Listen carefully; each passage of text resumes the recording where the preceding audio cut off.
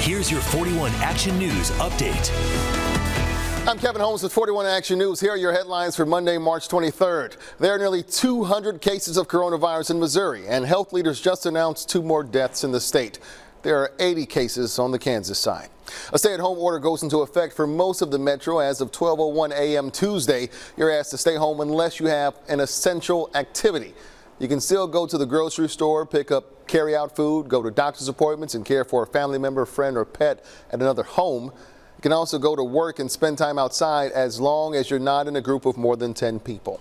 Officers will not be stopping people to check if you're doing an essential activity either. And Kansas City officers say they will not be doing checkpoints.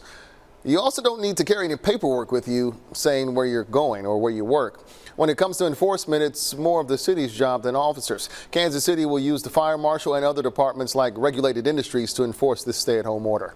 We are learning more about the first person who died from the coronavirus in Johnson County. His name was Dennis Wilson.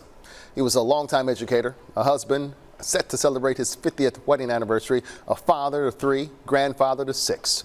We talked with his wife, Joanna, via FaceTime, who tells us she hopes his death shows the community just how serious this virus is.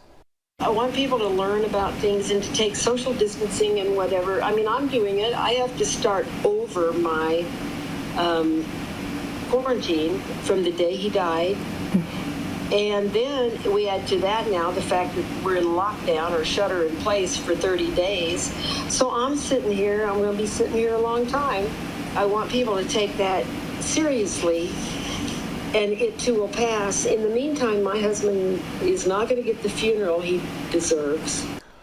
Much more than a statistic. Wilson was a teacher, a principal, a superintendent. Joanna tells us he was a magician who loved to make people smile. Today, the Kansas Department of Health and Environment updated its mandated requirements for people to quarantine. If you traveled to California, Florida, New York, or Washington State last week, you need to self-quarantine for 2 weeks. If you plan on traveling to Illinois or New Jersey this week, you need to self-quarantine when you return.